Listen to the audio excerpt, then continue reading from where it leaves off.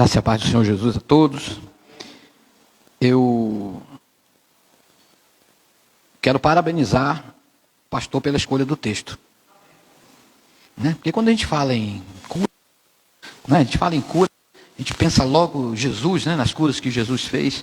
Mas esse texto, ele é muito interessante porque a gente presta mais atenção em todo o trajeto, em todo o contexto ali que ocorreu, mais do que o milagre em si, mais do que a cura em si.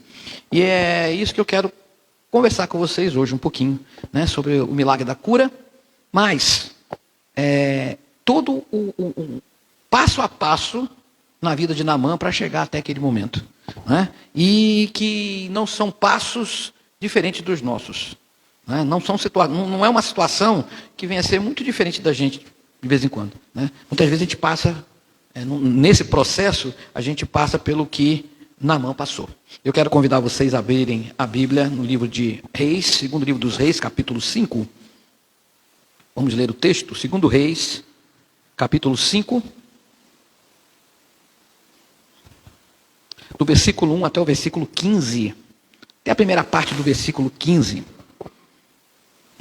Segundo Reis, capítulo 5, do versículo 1 até a primeira parte do versículo 15. Vou ajeitar aqui, porque eu estou meio atrapalhado. Agora sim. Não estou mais atrapalhado. Mesmo sentados, diz a palavra de Deus: Naamã, comandante do exército do rei da Síria, era grande homem diante do seu senhor e de muito conceito, porque por ele o Senhor dera vitória à Síria. Era ele herói da guerra, porém leproso. Saíram tropas da Síria e da terra de Israel, levaram cativa uma menina que ficou ao serviço da mulher de Naamã.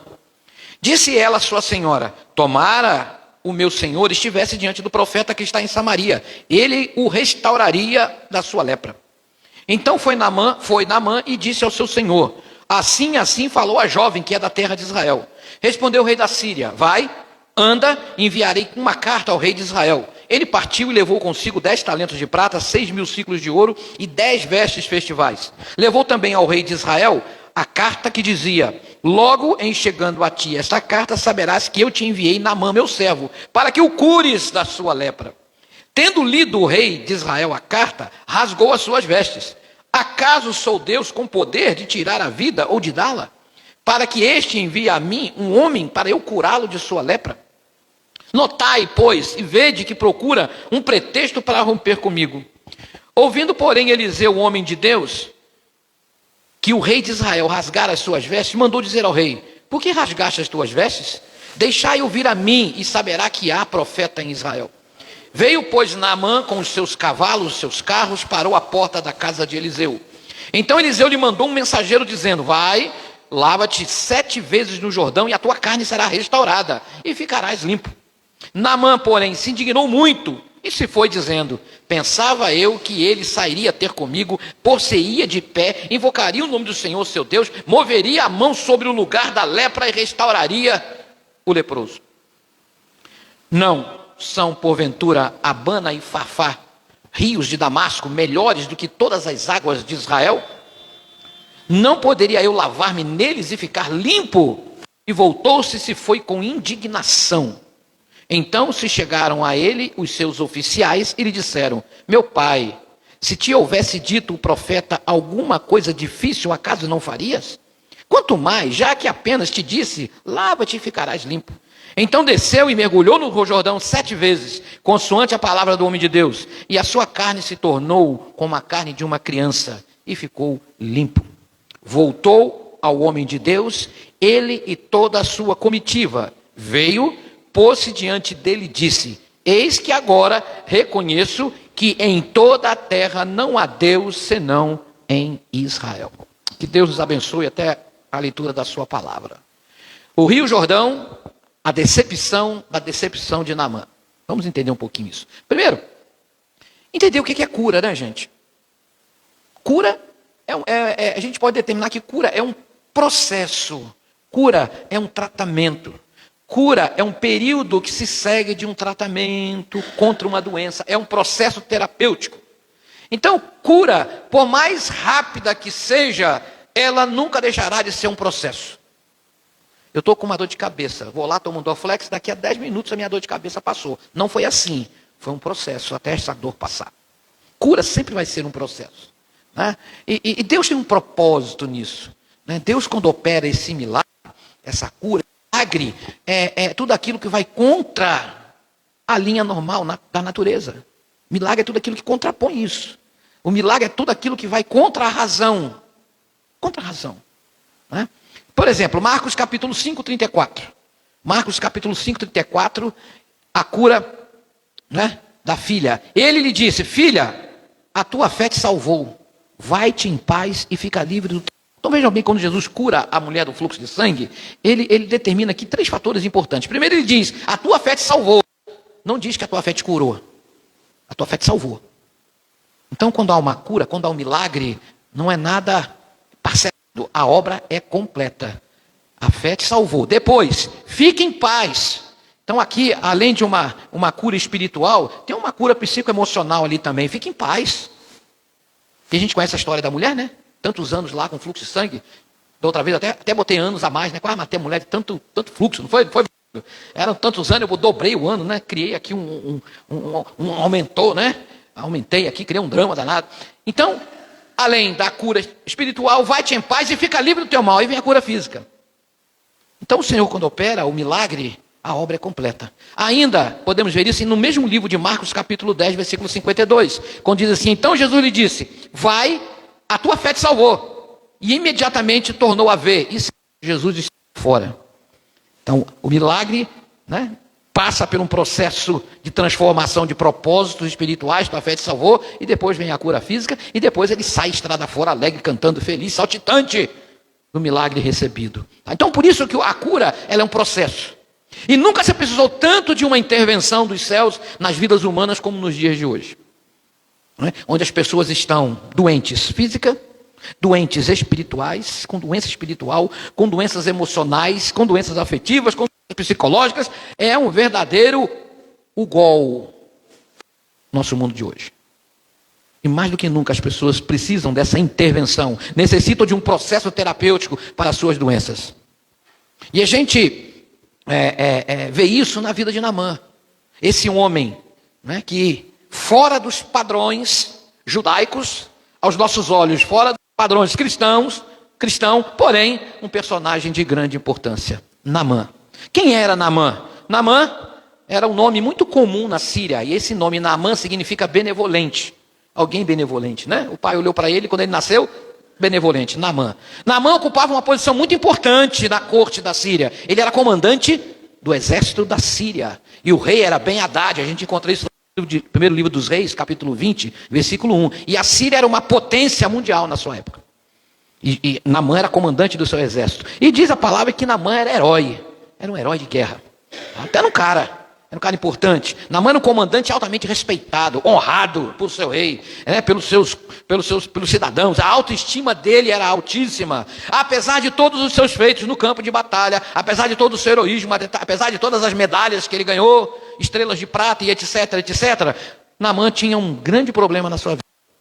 Era leproso.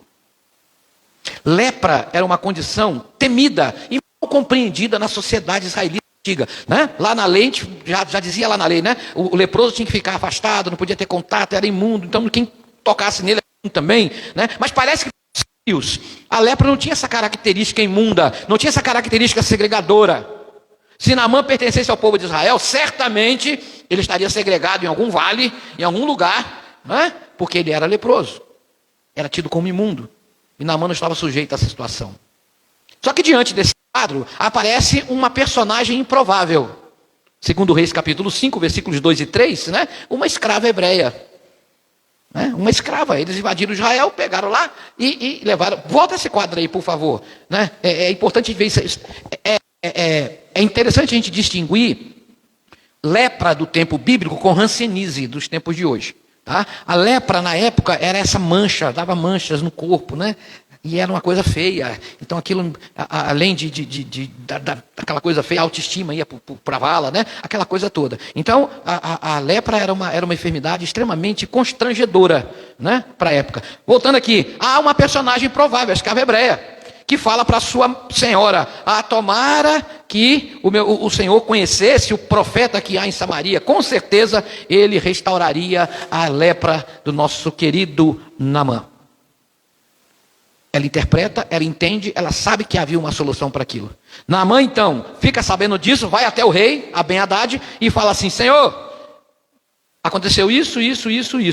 Então o rei Hadad fala para ele lá no versículo 5, vai, anda, enviarei uma carta ao rei. Vai embora, rapaz. Encontrou solução para o seu problema? Vai embora. Segue o seu caminho, ande em direção à solução do seu problema. Né? E eu fico imaginando, no trajeto, né, o que Naamã ficava pensando com relação àquilo, né? E diz a Bíblia aqui que Naamã levou uma comitiva, né? Levou dinheiro, levou um monte de mimo para o profeta, né? Para agradar o profeta, tal, aquela coisa toda. Leva uma carta para o rei, que era o rei Jorão, leva a carta para o rei, e ele vinha imaginando: chega lá, o que eu vou fazer? Eu vou fazer assim, eu vou fazer assado, o profeta vai vir, vai fazer, tal, pá, criou aquele circo, criou aquele espetáculo imaginário de como uma coisa poderia acontecer. Quando lá chega no versículo 9, Naamã chega à casa do profeta, a porta da esperança. Ele chega, não era Silvio Santos não, mas ele chegou na porta da esperança. Lá estava a casa de Eliseu, rua tal, quadra tal, lote tal, residencial tal, apartamento tal, ali morava o homem de Deus. E a porta da esperança, o mundo imaginário de Naamã. Parou o carro, seus carros, parou a porta da casa de Eliseu. O cenário para o milagre da cura estava pronto. Mas agora nós vamos falar exatamente do objetivo desse texto. Vamos ver alguns aspectos decepcionantes da perspectiva humana de Naamã no seu processo de cura. Nós vamos ver aqui que, diante da sua perspectiva de decepção, Deus trata profundamente a vida de Naamã. Então, como eu falei no início, né, é um texto que nos leva a um milagre de cura, porém, em situações não tanto assim normais. Espera aí, agora não. Nem tanto assim normais. Fora do padrão, fora da caixinha. Não botou a mão, não cuspiu na terra e passou. Não. Tá? E isso foi um aspecto decepcionante para Naamã, porque ele foi projetando da Síria, de Damasco até Samaria, ele foi projetando. O que vai acontecer? E quando ele bate na porta da esperança, começa a aparecer os frutos dessa decepção. Os aspectos decepcionantes da perspectiva humana de Naamã no seu processo de cura. E o primeiro aspecto decepcionante é que não havia palco, não havia holofotes, não havia nem show da fé. Porque não era bem isso que ele esperava. O Rio Jordão, a verdadeira prova de fé, foi um milagre. Né? Naamã devia ir no caminho. Não, o profeta vai montar o palco, vai chamar a banda, vai chamar a equipe de louvor, vai cantar, né? E vai fazer uma oração forte. Não tem esse termão? Oração forte, né? A fulano tem uma oração forte. Faz uma oração forte e pula para lá e pula para cá e grita e o povo dá amém, aleluia, aquela coisa toda. Ele foi projetando o que iria acontecer, o que ele imaginava que fosse acontecer. Vejam bem que Eliseu nem atendeu o homem. Nem Eliseu foi abrir a porta e dizer: seja bem-vindo, comandante, a humilde casa, entre, sente, essa casa é sua, sente aqui, quer uma água, quer um café, vontade, né? Aquela coisa toda. Eliseu nem foi lá. Eliseu mandou um mensageiro, né? Mandou um mensageiro lá, e disse assim: vai, lava-te 7 vezes no Rio Jordão, e a tua carne será restaurada, e ficarás limpo. Quando o profeta apresentou a Naamã a forma de Deus para aquela ocasião, pois cada caso é um caso, né? Naamã ficou tão indignado que quase foi para casa sem cura, né? Ele ficou decepcionado. A expectativa foi decepcionada. Aquilo que ele esperava acontecer, não aconteceu. Primeira falta de educação do anfitrião, né? Que não foi nem receber o cara. Para isso, levou dinheiro, levou prata, levou um monte de presente, um monte de mimo, né? Se fosse abrir a porta, pode entrar, meu filho, a casa é sua. Pode botar a prata aqui, pode botar as vestes ali, fica à vontade, não tem problema não, fica à vontade. Ele nem foi atender. E ali já começou, né, esse projeto contrário da cura, né, na visão de Naamã. Quantos tentam manipular a Deus, procurando palavras mágicas e gestos que o façam curar? Isso é limitar a Deus. Deus é criativo, e utiliza vários métodos segundo aquilo que ele determina. Vejam bem que Naamã ficou muito indignado. Destruíram meus sonhos. Música aqui que a gente canta assim, se destruir os teus sonhos, né? Aquela coisa toda. Destruíram o sonho de Naamã. Ele anotou tudo no caderninho, foi visualizando, treinando as palavras que ele ia falar, treinando tudo. Ele muito se indignou. Ele diz assim, eu pensava que ia ter um verdadeiro show aqui, um show ar livre, ia ter palco. Eliseu ia mandar fazer aqui um palanque aqui do lado de fora, ia chamar a equipe de louvor da igreja evangélica congregacional de para fazer o louvor lá, né? E aquela coisa toda, mas ia ser aquela bagunça maravilhosa, né? Ia ser uma barulhada. Naamã, meu filho, vai no Rio Jordão, mergulha 7 vezes. Eu pensei que ele ia sair ter comigo, se pôr em pé, que invocar o nome do Senhor, seu Deus, moveria a mão sobre o lugar da lepra e restauraria a minha lepra. Olha o que ele imaginou, o que ele foi treinando na viagem, né? Não sei quantas horas ou dias de viagem, pensando como ele queria que o milagre acontecesse. Como ele queria ser curado. Como ele idealizou um show da fé para a sua cura. Como ele idealizou um verdadeiro palanque para a sua cura. Deus não se encaixou na caixinha de Naamã. E nem se encaixa na nossa caixinha também. Por isso que o Rio Jordão foi esse instrumento de Deus para ele. Por isso, esse aspecto decepcionante, não tinha palco, não tinha holofote, não tinha show da fé. Era uma voz de comando dizendo, vai e mergulha no Rio Jordão 7 vezes. Mas por que ele ficou indignado assim com o Rio Jordão? Gente, o Rio Jordão não era lá essa belezura, não. O Rio Jordão não era um rio límpido, maravilhoso, bonito, transparente, os peixinhos nadando, né? Aquela coisa maravilhosa, com as lotos flutuando na água, corrente, né? Igual o filme, igual o desenho que tem aí, né? As árvores. Rio Jordão pedaço que era poluído, que era sujo.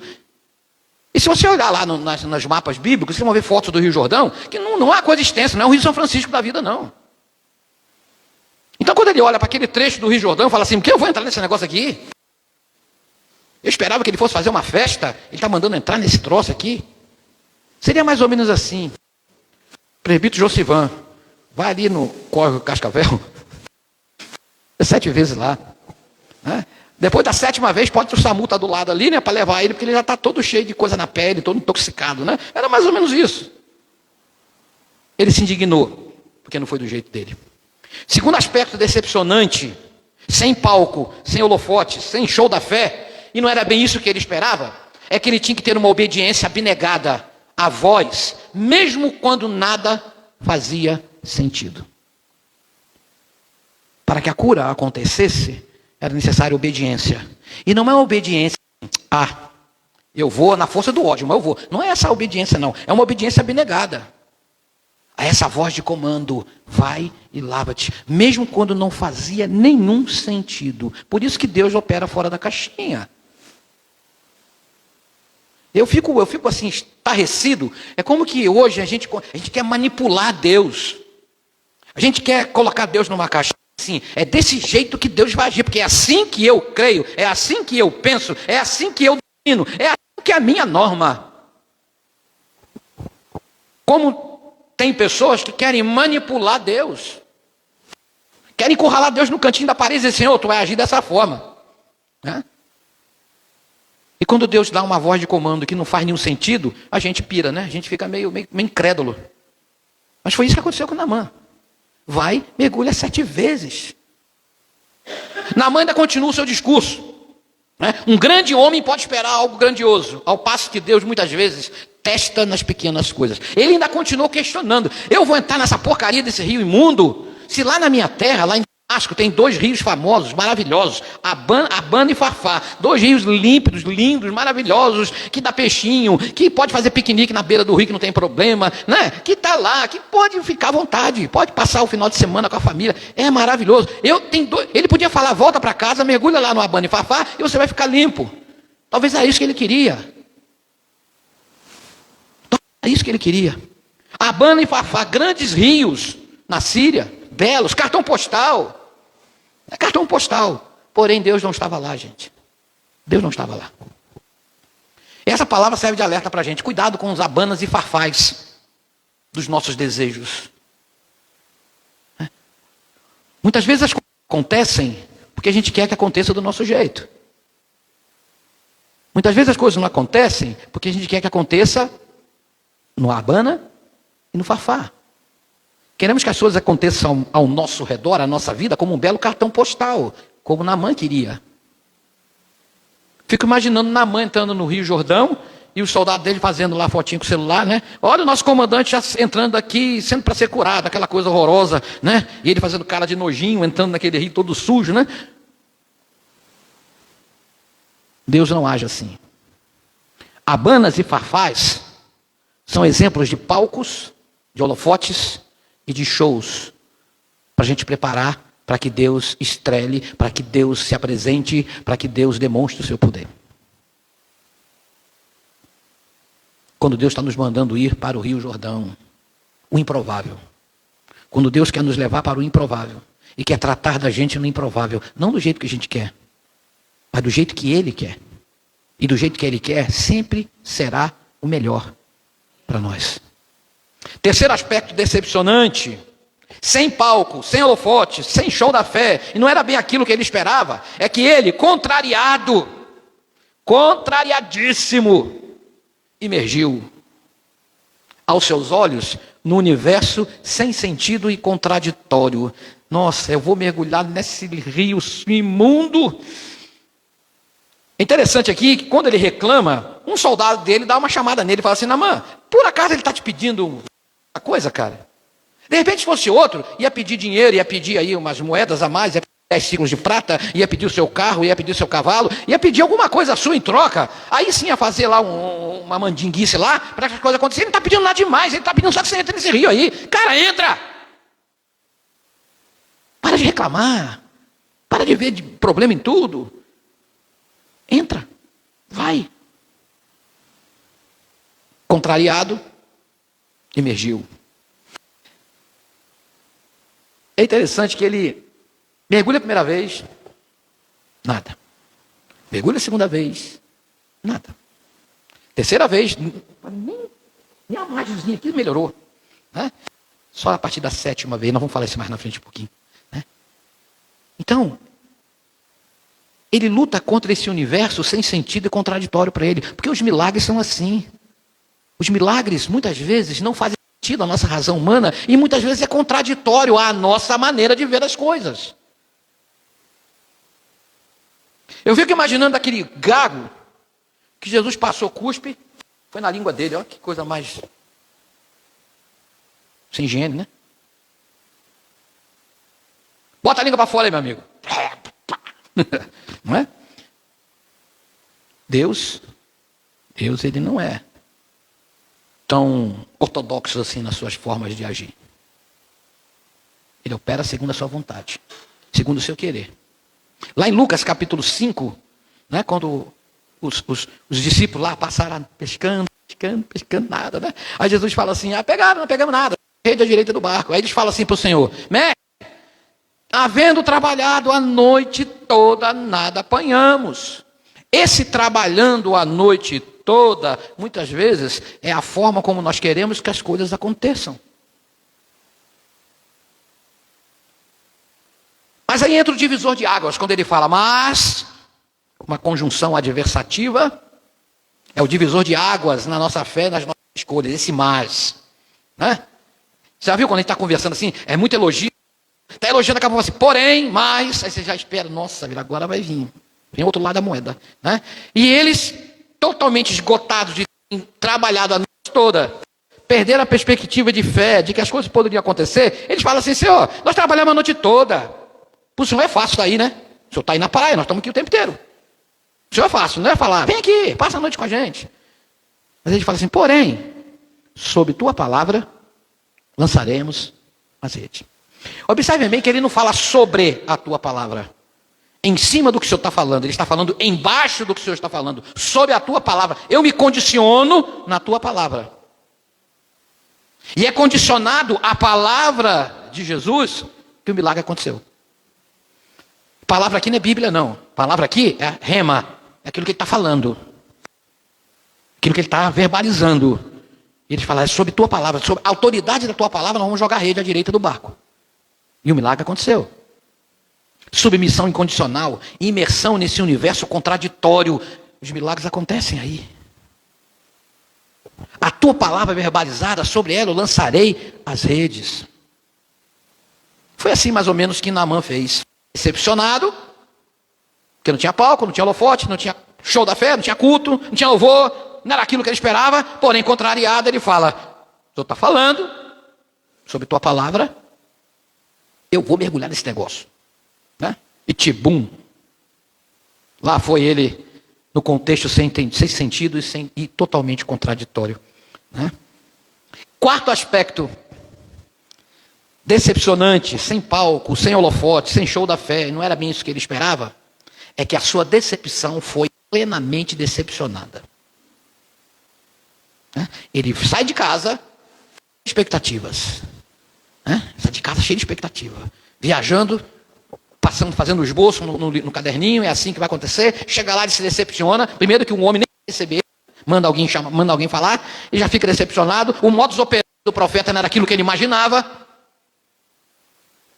O profeta manda ele entrar no improvável, no rio sujo, poluído. Uma vez só não adiantava não, tinha que ser 7. Uma vez só não adiantava não, tinha que ser 7. Ele mergulha, e diz a palavra de Deus. Ele mergulhou 7 vezes, consoante a palavra do homem de Deus. E a sua carne se tornou como carne de uma criança e ficou limpo. Como a sua decepção foi decepcionada.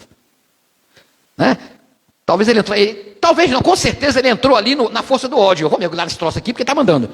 1, 2, 3, 4, 5, 6, 7ª vez, foi embora a lepra. Que decepção para a sua decepção. Como ele ficou decepcionado com a sua própria decepção. Obedecendo a ordem divina, Naamã mergulhou no rio 7 vezes. Dramaticamente mergulhou 1 vez, 2, 3, 4, 5 e nada acontecia. E os espectadores ali, ó. Todo mundo com o celularzinho filmando, né? Cara, não aconteceu nada ainda. Não aconteceu nada, ó. Todo mundo lá com um videozinho. A decepção de Naamã ficava cada vez mais nítida, porque nada estava acontecendo. Cada mergulho que abortava cada mergulho que ele dava, abortava o resultado. Na 6ª vez, todo mundo olhou cheio de expectativa. É agora. O homem saiu da água, nada. Então veio a 7ª vez, ele mergulhou e reapareceu. E diz a Bíblia que ele estava curado da sua lepra. Que decepção maravilhosa. Como é bom ser decepcionado desse jeito, né? Ele mudou a natureza. A praga horrenda tinha ido embora. A enfermidade horrenda tinha sumido. A pele dele era como a pele de um menino pequeno, diz o texto. Quão poderoso é Deus, quão grandes coisas ele é capaz de fazer mediante meios mais simples, estranhos e até mais fracos. Quando a gente espera todo um circo armado para que as coisas aconteçam, acontece do lado de fora do arraial. Quinto aspecto decepcionante. Sem palco, sem holofote, sem show da fé, não era bem isso que ele esperava, a sua maravilhosa decepção religiosa. Ele foi curado, saiu dali, vai para Eliseu, está aqui Eliseu, tudo que eu trouxe para você, ó, dízimo dos dízimos, oferta alçada, oferta recalcada, a oferta não sei das contas, não sei quanto, e trouxe tudo é seu, meu amigo, agora. Eliseu fala assim, não quero isso não, não aceito. Tão certo como vive o Senhor em sua presença, eu não aceitarei. Naamã insistiu, ele falou, não quero, ele recusou. Sabe por quê? Porque curas e milagres não são objetos para serem comprados, não são produtos. Infelizmente hoje se vende milagres, se vende cura, se compra milagres, se compra cura. No cartão, no débito, no crédito, no Pix. Mas cheque hoje não tem mais, né? Mas é Pix, se compra. Armar um palco, uma tenda, um holofote, né? E dizer, a cura está aqui. Sempre no final da cura, tem 10 ciclos de prata, tem vestes festivais. E o homem de Deus entende a sua missão, entende a natureza do poder de Deus, entende a natureza do feito, do milagre. É interessante que quando o rei Jorão recebe a carta, o cabeçudo achou que era ele que ia fazer o milagre. O rei ficou doido. Mas, meu Deus do céu, esse cara manda uma carta para mim dizendo que eu tenho que curar de lepra. Quem sou eu? Não sou Deus para isso. O rei não estava nem sabendo do que era.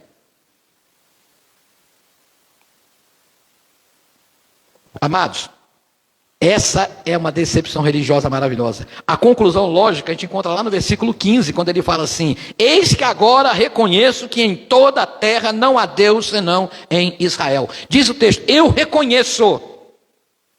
E reconhecer significa passar por evidências inquestionáveis. Em outras palavras, eu experimentei. É um somatório de razão e emoção, de teoria e prática. É uma somatória do que se crê na evidência daquilo que se crê. Eu reconheço. E o milagre aconteceu, não foi só simplesmente na pele de Naamã. O milagre aconteceu no fundo da sua alma. Lá a lepra era muito mais nociva do que estava sobre a sua pele. Aquela lepra da alma deixava ele cego. E ali Deus o trata. O maior milagre da lepra espiritual: não há Deus senão em Israel. Ele se decepciona com todos os aspectos religiosos do seu tempo, do seu povo, do seu país. E um último aspecto decepcionante: sem palco, sem holofote, sem show da fé. Não era bem isso que ele esperava. A sua maravilhosa decepção religiosa pagã diante do legado do verdadeiro milagre. Quando ele vai entregar todos os tesouros, todas as ofertas para Eliseu, Eliseu nega, não quer, e ele fala assim: então eu vou levar de volta. Agora, porém, eu estou tendo um problema de consciência espiritual. Quando eu chegar na minha terra de novo, o rei vai querer que eu vá lá para adorar lá o Deus, Rimon, o Deus dos sírios. E eu vou ter que estar lá. O Senhor me perdoa, Deus me perdoa, eu tenho que estar lá, eu não posso estar lá, mas eu vou estar lá. Mas a expressão mais importante do texto, desse texto, a gente encontra no verbo ir. Não sei se vocês repararam, pelo menos 3 vezes o verbo ir aparece de forma muito contundente e muito enfática. Os milagres acontecem quando a gente obedece à voz de comando. Ele para Naamã: vai, anda, vai. Lá no versículo 5 é um imperativo, é um comando de um pagão: vai ao encontro da tua bênção. E é interessante, né? Que às vezes a gente pensa assim: como que um pagão pensa dessa forma, né? Mas se você olhar lá no versículo 1, a gente vai ver aqui que o Senhor Deus deu vitória à Síria. Ele é o rei dos reis, Senhor dos senhores, rei das nações, Senhor sobre todas as coisas, né? Então Deus atribuiu à Síria a vitória. E esse primeiro ir, vai, é uma voz de comando, de ordem para ele: vai ao encontro da tua bênção. Lá no versículo 10, quando Eliseu manda o menino fala para ele: vai e lava-te no Rio Jordão. Esse verbo ir aqui já não está numa função de ordem, está numa função de intensidade do objetivo. Isto é, proceda desta forma. A ordem está no lava-te, ali está a ordem. Mas o vai, o ir, proceda dessa forma. Não titubie, não fique temeroso, não pense 2 vezes, não fique cocheando entre 2 pensamentos, não duvide, não questione. Desta forma, lava-te, ande, vá rompendo as coisinhas, as barreiras, as vozinhas dizendo: esse rio é podre, esse rio é sujo, esse rio é imundo. Vai rompendo isso. Visualize o que Deus tem para você. Versículo 19. Depois de tudo aquilo, encontramos aqui outra ordem, a voz de comando do poder transformador, o legado da cura, quando ele diz: vai em paz.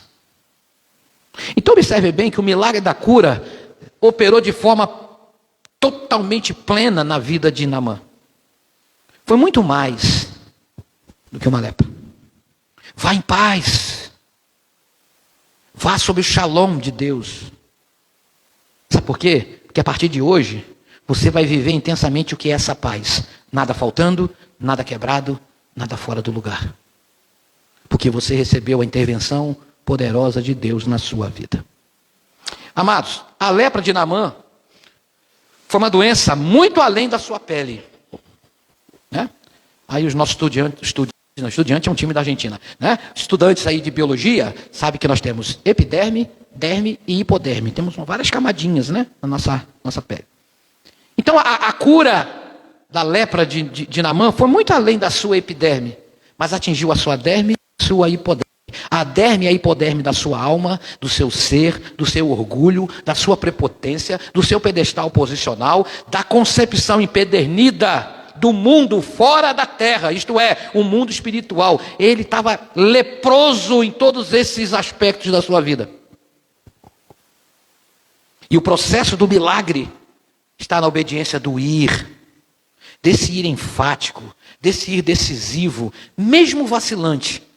Mas ele foi, com todas as suas concepções e expectativas, de um verdadeiro show da fé, onde haveria um palco, uma iluminação, um protagonista que daria um showzinho de pseudo-autoridade, do pseudo-mundo espiritual. Mas ele se decepcionou, a sua plataforma desmoronou-se, seus conceitos foram para o ralo, seus conceitos foram para a vala. O Rio Jordão foi o grande palco improvável para o circo armado por Naamã. Foi ali, naquele lugar sujo, poluído, feio, sem fama, que o milagre deveria acontecer. Foi ali que o milagre aconteceu. Provérbios capítulo 3, versículos 5 a 6. Provérbios capítulo 3, versículos 5 e 6, que nos diz a palavra do Senhor. Não confia no Senhor de todo o teu coração. Não te estribes do teu próprio entendimento.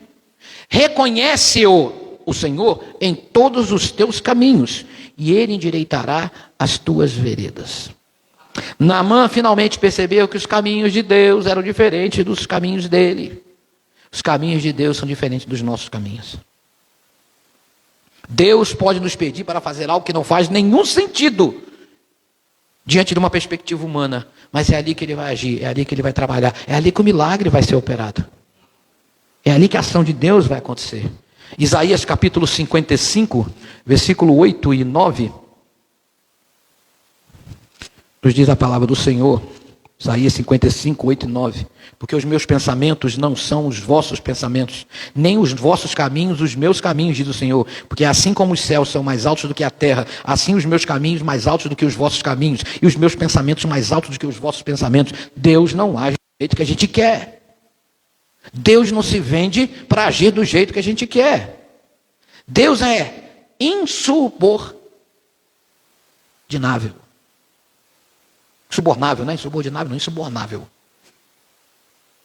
Não adianta chegar com ciclos de prata, de ouro, vestes, festivais. Deus não está interessado nisso.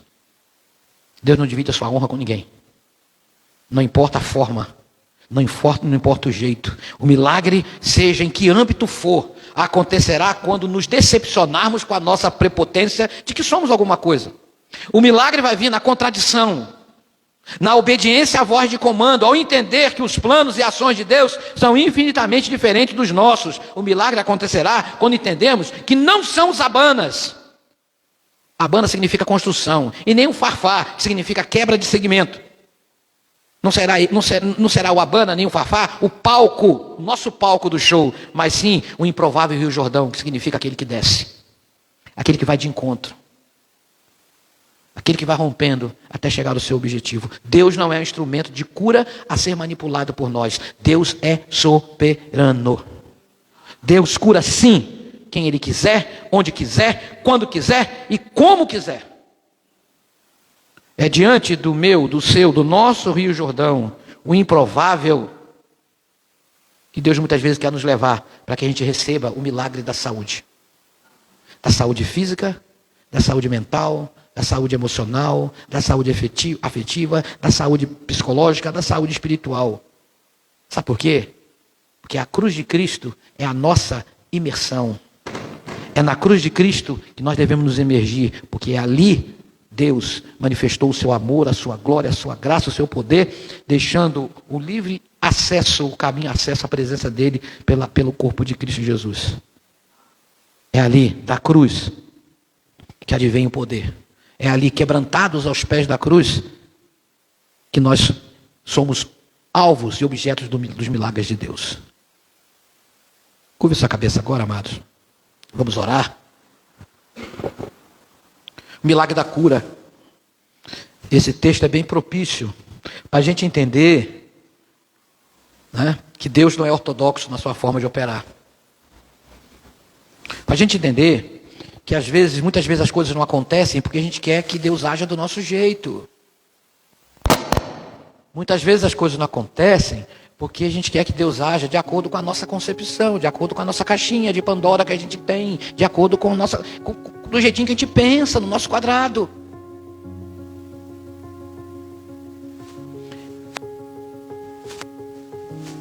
Talvez você entrou aqui hoje também precisando de um milagre de cura física, mental, espiritual, afetiva, emocional, psicológica.